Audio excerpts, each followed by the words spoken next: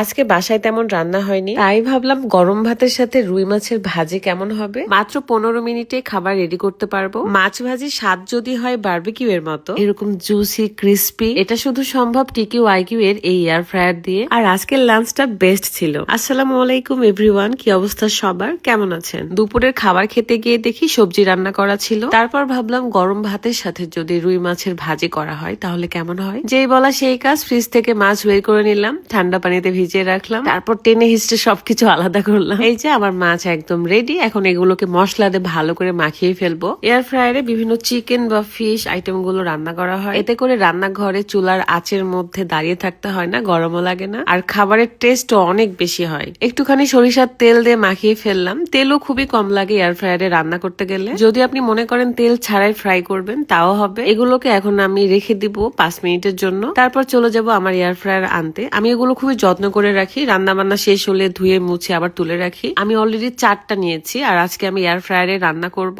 TQ IQ Facebook page থেকে আপনারা এই এয়ার ফ্রায়ারটা পেয়ে যাবেন। পেজটা ভিডিও ডেসক্রিপশনে দেওয়া থাকবে। আপনি সবকিছু এখানে রান্না করতে পারবেন, মানে আলু সেদ্ধ থেকে শুরু করে বিভিন্ন স্ন্যাক্স আইটেম, পিজা পাস্তা থেকে শুরু করে ফুচকা সবই বানাতে পারবেন। এছাড়াও চিকেন বিফ ফ্রাই, বারবিকিউ, স্টেকও বানাতে পারবেন। খুবই মজার হয় আর স্মেলটাও অসাধারণ হয়, যেন মনে হয় কয়লা পুড়িয়ে যে বারবিকিউ গুলো করা হয় বা ফ্রাই করা হয় সেরকম একটা স্মেল আসে। এখন আমি সব মাখানো মাছগুলো একটা একটা করে সাজিয়ে দিয়ে দিব। ওইদিকে আমার গরম ভাত তো একদম রেডি। যতক্ষণ না মাছ ভাজি হচ্ছে ততক্ষণ এখন শান্তি নেই। এই এয়ার ফ্রায়ার গুলো বাড়িতে থাকলে খুব চটজলদি মজার মজার খাবার রান্না করা যায়। ইমিডিয়েট যদি আপনার বাসায় মেহমান আসে, আপনি চাইলেই খুব তাড়াতাড়ি পিজা পাস্তা বা চিকেন স্টিক বা বিফ স্টিকও বানিয়ে ফেলতে পারবেন চটজলদি। এখানে আমি টেম্পারেচার এবং টাইমারটা সেট করে রাখছিলাম। একটু পরেই দেখি এত সুন্দর বুটি বুটি উঠতেছিল, যেন মনে হচ্ছে এখনই খাওয়ার মতো প্রস্তুত হয়েছে। দেখেন কত সুন্দর ওপরে ফ্রাই হয়েছে। এখন এটাকে আমি একটু উল্টিয়ে দিব, তারপরে আবারও রাখছিলাম 5 মিনিটের মতো।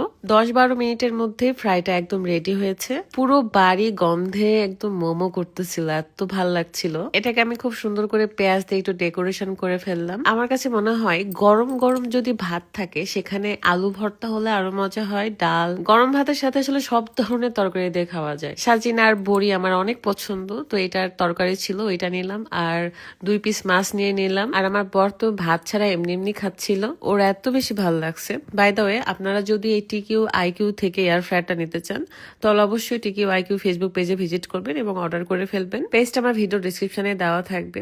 এই মাছের কাটাগুলো আমাকে খুব ডিস্টার্ব করতেছিল। মজার খাবার খাওয়ার জন্য কি ওয়েট করা যায় বলেন তো? আলহামদুলিল্লাহ খুবই ভালো হয়েছে, মাশাআল্লাহ। কোনো কষ্ট ছাড়াই জাস্ট মাখিয়ে তুলে দেওয়ার 10 মিনিটের মধ্যে খাবার একদম রেডি। এক্সট্রা মরিচ আমি আর নিইনি, কারণ অনেকগুলো মরিচের গুঁড়া দিয়ে আমি আসলে ফ্রাইটা করেছি। পেঁয়াজটা খেতে আমার খুব ভালো লাগে, অ্যাভয়েড করার ট্রাই করি বাট হয় না। এই তো, এটাই ছিল আজকের ভিডিও। সবার সাথে নেক্সট ভিডিও দেখা হয়ে যাবে। আল্লাহ হাফেজ।